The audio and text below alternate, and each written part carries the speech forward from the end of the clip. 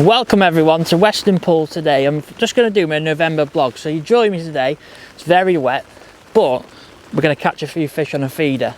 Now, what I want to do is just bring you down and show you a little approach I use when the weather goes a little bit cooler and still get some bites using the ICM system. So, bring me a little method down. So these little feeders are perfect for getting the most out of your peg on them cold days and catching a few F1s and carp when it's really tricky, like miserable it is today. Now, we tried to film this vlog about 3 or 4 times and weather's done us every time, so just put that there. But hopefully we'll be able to get it today. I'll just run me through what I've got. Just got Centris 4000, £6 mainline, just because I don't think I need £8. I've just got £6. I'm not going to get broke on £6. I don't really need £8. I'm casting a smaller feeder, so it just enables me to cast a lot easier. Now, my rod is a lot different to what I'd normally use. I've got a Carbon Active Superior 10 foot in the SL version. Now, this is because I've got smaller hooks on and I just want to get every fish in. The rod is really soft, so it's ideally in the summer months it's a skimmer and bream rod, but in the winter months it comes into its own, fishing for carp and F1s on venues like this, commercials, Snake Lakes, stuff like that. And basically I've just got, at the minute I've just got the ICM, little method on, and a 4-inch hook length of 18 KKMB. So, and all we're doing is single maggot. So let's spin round now, try and catch a few fish, and we'll talk about what's been going on in November. Just try and catch a few fish in this horrible weather, and then we'll get away from there. So what I'm going to do is start off with like a single maggot on. That's what I've had a few chucks and a couple of fish. So single maggot. Now in this bowl I've got some micros with me, some Super Crush Expander, which I'll talk about, and I've got some dead maggots, that's it. So basically, I've just put in a little bowl, half and half for now, see which is best. So what I'm going to do is mix it up for you. And so all I do is put a little bit in the bottom, get it in there, make sure your hook bait's in a nice place, get it in there and just push it on slightly. There we go, little tiny 10-piece parcel. Now we're chucking it to the bridge, just because there's a few fish over there, but it's nice to just come on this side and give a rod a chuck. So we're just going to get it in there, plop it in. Now I'm just going to sink my line, and while that's fishing we'll talk about what's been going on, what we've been learning. But it was alright a minute ago, but once obviously turn the cameras on,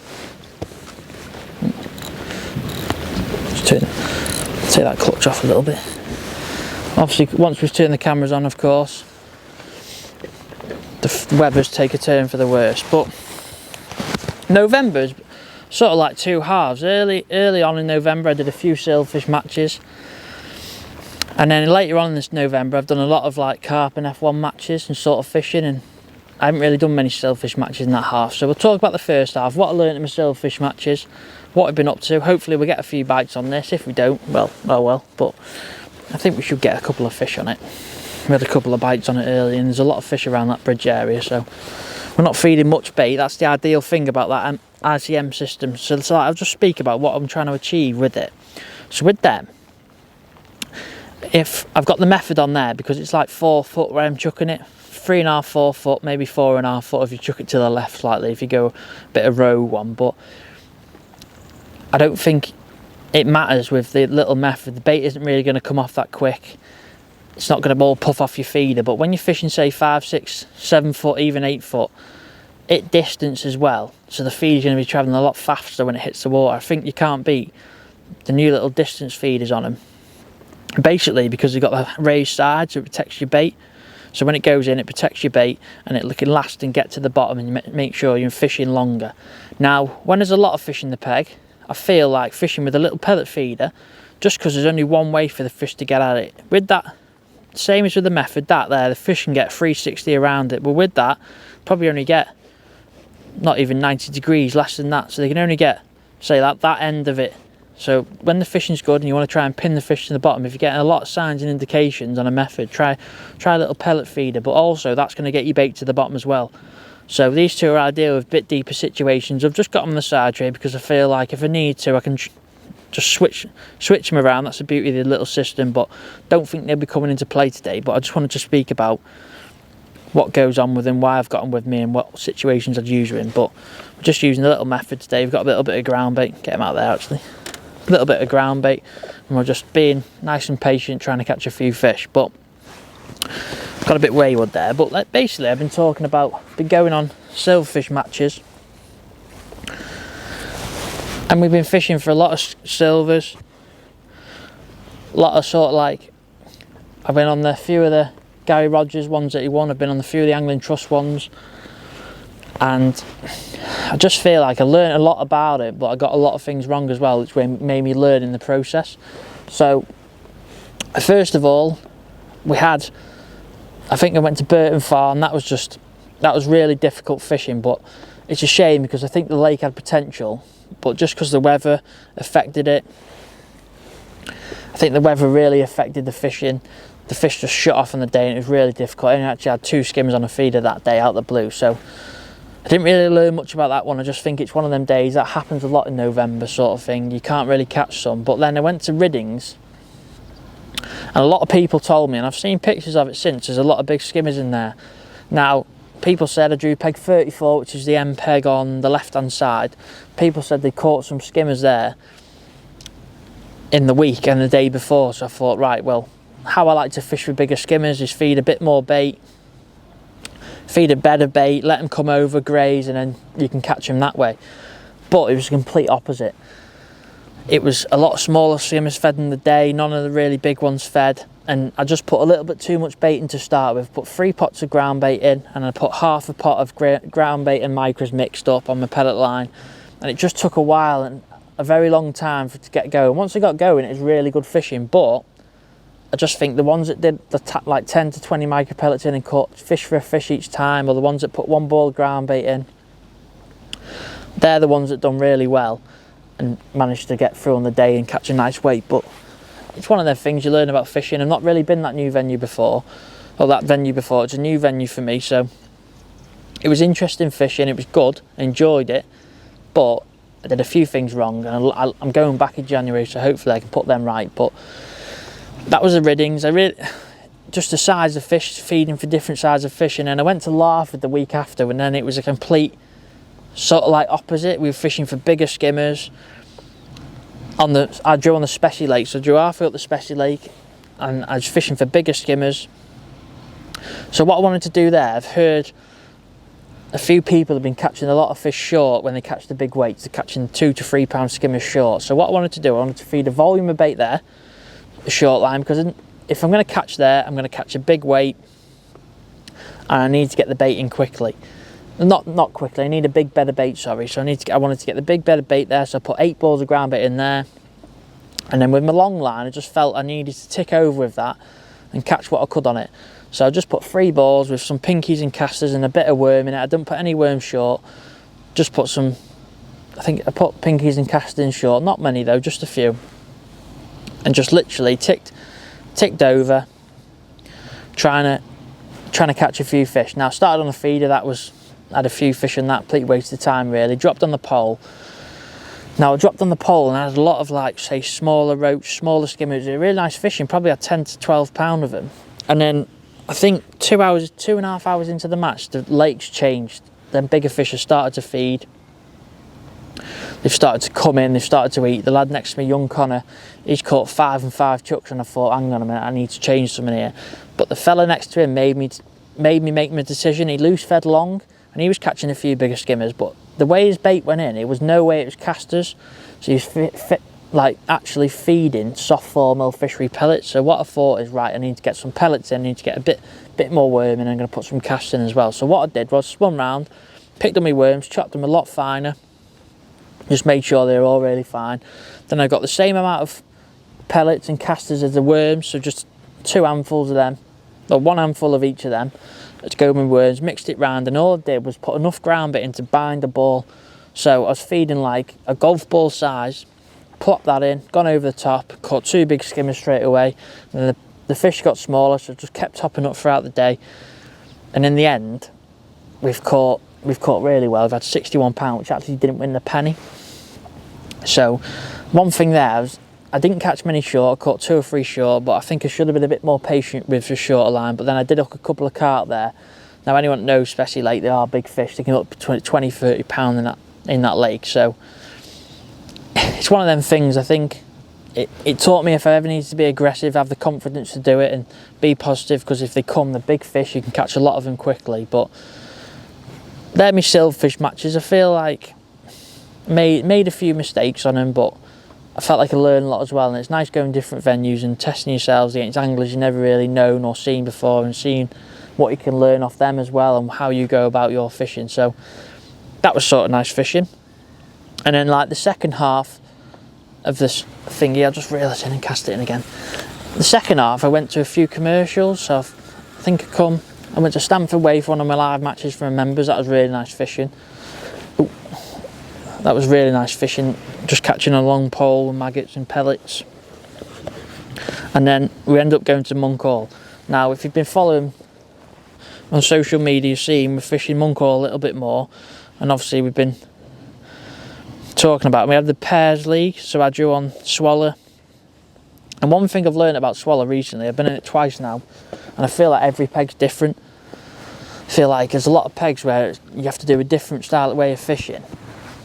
Let's try and get it in, try and concentrate. Different style of fishing to get the most out of your peg. Now I drew the same peg twice, so I've learned a little bit about it, but I've had a bad start both times and I've had a strong end, so if I ever drew it again I think I need to work on the start. But I feel like probably starting a bit on pellets will make a little bit of a difference. But learning like now, coming into early November, you could get away with say bigger hooks, stronger elastics, heavier lines, be a bit more aggressive. But now coming to the end of November sort of time, early December, I've noticed you've got to change your tackle a little bit more, so that's one thing to look out for. But hopefully we can catch a few fish on this before the light goes. That's the only problem, it's not enough light in the day now to get this filming and stuff steady away.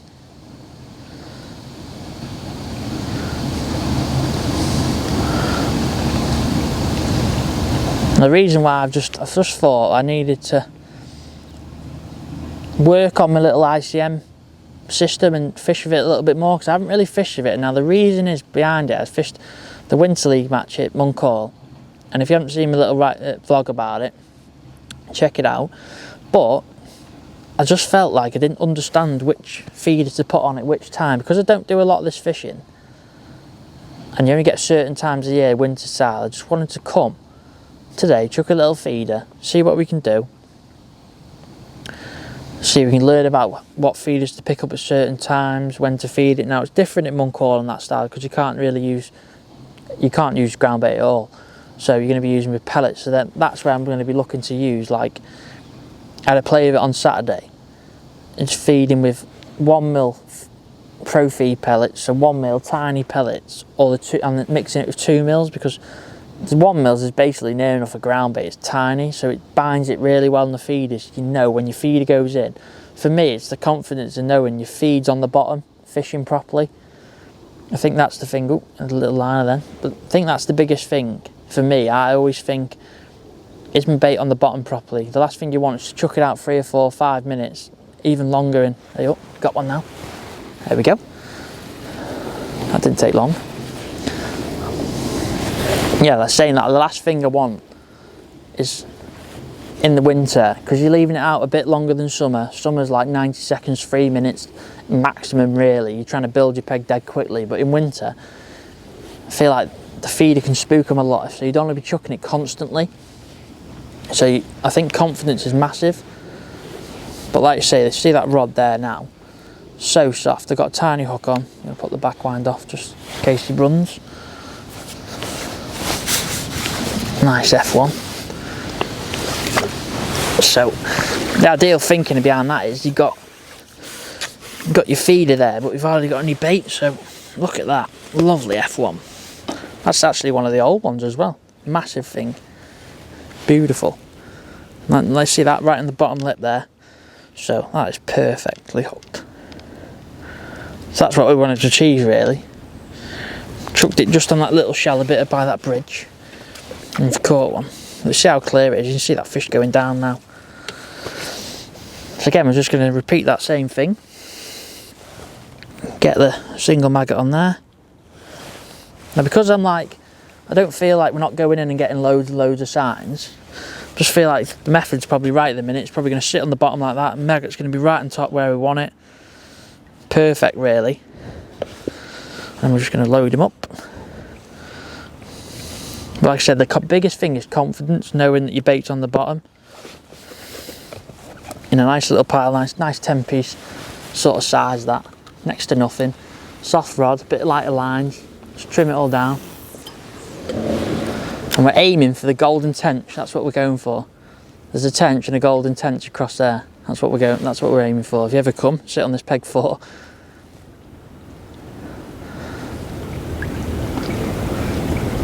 But it has been interesting. Just get that on there. Now one thing, your bites as well. Seeing that bite then, it was just like a slow, the fish picked it up trying to get rid of the bait. Like in the summertime, it'd be like straight off the rest. You have to grab your rod, but still put it all in the safe stuff, like the rod rest, the mini butt rest, because you can have that if I hook a carp, because we're fishing a bit softer rod, it is going to bend a lot more. So because we're fishing a bit lighter lines, we can get away with. We need that soft rod to get away with eliminating hook pulls. Last thing you want is trying to chuck in, go round, or lose it on the bite sort of thing.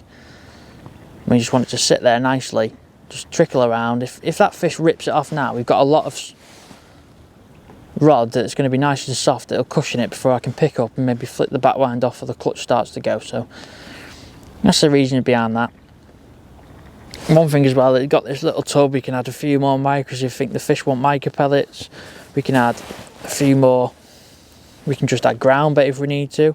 We can get rid of that. Just add a bit of ground bait and say a certain corner and just say like that there and just put some ground bait and just see if that works. But that's what we're going to look to, that's what we're trying to achieve with it.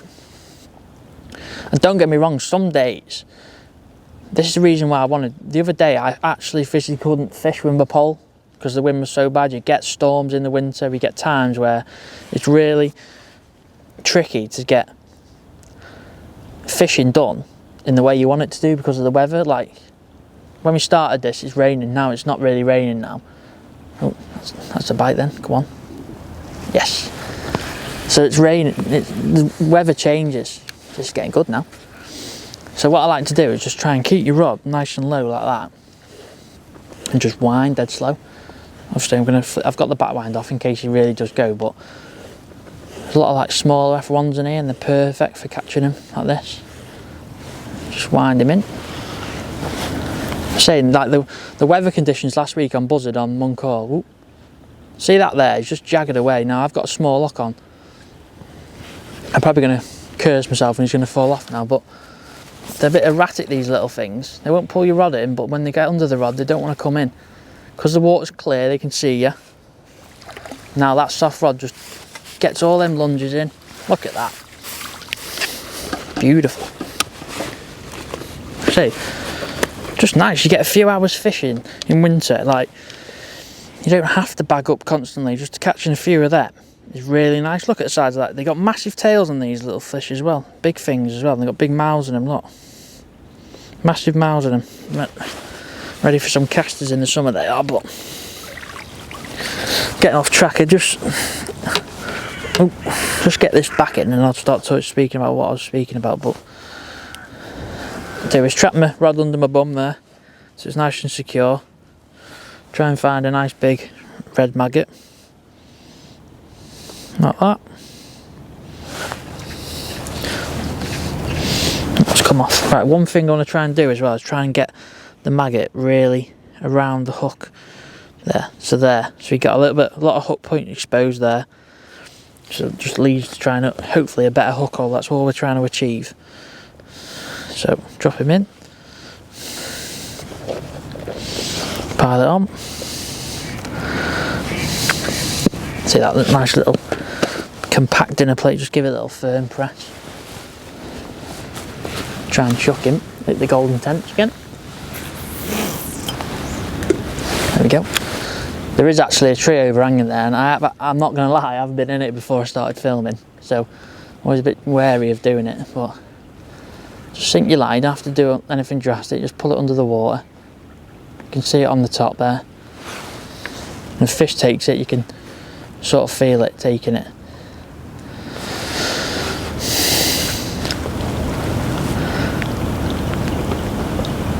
So if you start to get some signs now, thing is, if there's fish coming there, like these, there you go, these stocky fish are known for, ooh, that was a bite then. These stocky fish are known for, like, once they turn up, they turn up. So, that's the beautiful thing about it. And you can get a few fish in your peg. Remember, you're going to have a bit of ground bait coming off your feeder when it comes down, just a nice bit of attraction, which I always speak about, and I'll try and get in the water and then speak about the ground bait and finish off what I was talking about the weather. But see, it's raining again now. Typical British winter, but I bet I could chuck it in the tree now. There we go. Right. Let's get it set. Maybe gone too early on that, and a lot of signs and indications. Just might not have hooked it properly.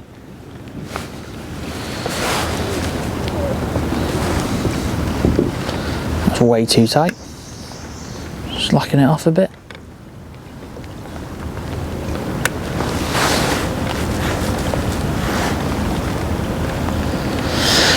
But yeah, the weather can affect your fishing. So like when I was on Buzzard last week, I couldn't even fish short pole properly.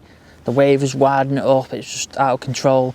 So a feeder, or like a maggot feeder or a bomb, oh, that's a bite then. That's one. See what I mean? When they turn up, they really turn up. But like a feeder, maggot feeder, a bomb, you can really make the most of your peg when you can't really fish properly. You imagine now, imagine it was gale force wind, and I know you could probably, maybe if peg 42 wasn't in the match, you could chuck across there, but you can get to the island there, that side of it, you peg 5 and get to the island.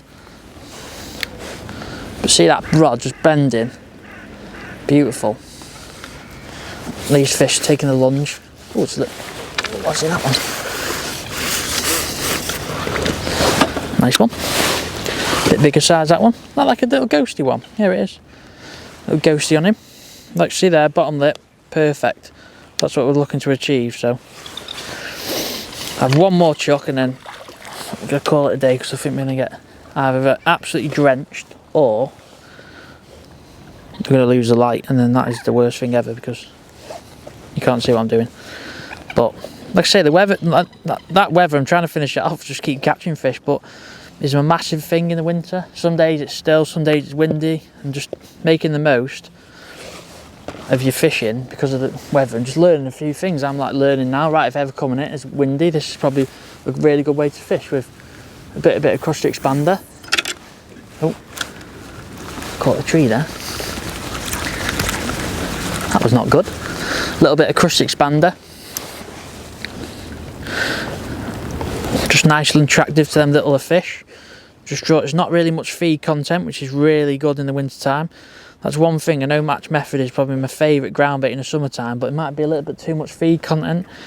The sort of thing with this match method, with the super crush, sorry, just basically crusty expander. It's nice and fluffy and just dead attractive to the fish without really feeding them up. There we go. Last shot now. I reckon it'll go. I'm on the tail of the golden tench, so trying to get that line sunk. Yeah, just interesting, like maybe your ground bait is a little bit too powerful for the winter time. You've got to be nice and gentle with it. Wouldn't really be coming on with chunky fish now, because don't get me wrong, you're probably still catching it, but it's got a lot of big particles in it. It's ideally for big carp that are feeding. Now in the winter time they don't really feed, so the last thing I want to do is feed something that's too potent, too thingy for him. But with that super crush, I've just got a few micros in there, it's next to nothing. Now you watch it go down, it just like breaks up a little bit and creates a plume, so it's nice and attractive. So you imagine that going down to the bottom on your feeder and bits breaking off slightly, just a little trail, and they go down and see like a 10p size nugget, and then the fish will be like, boom, that'll be fish on. There we go. A lot of the time you're fishing for like less fish in the winter time, so what you want to do is you don't want to do too much. So you don't want to feed too much or feed too regular, so that's why these little beauties are ideal. The ICM system, because they're hardly any bait. That's next to nothing bait that I can put in there. Probably putting a, oh, that's on, that's, geez, that's on. I was going to put some pellets in then. But see there, I was messing around trying to show you that, and my rod's bent double, but it's nice and soft. We've got an 18s hook on, so it's still nice and soft.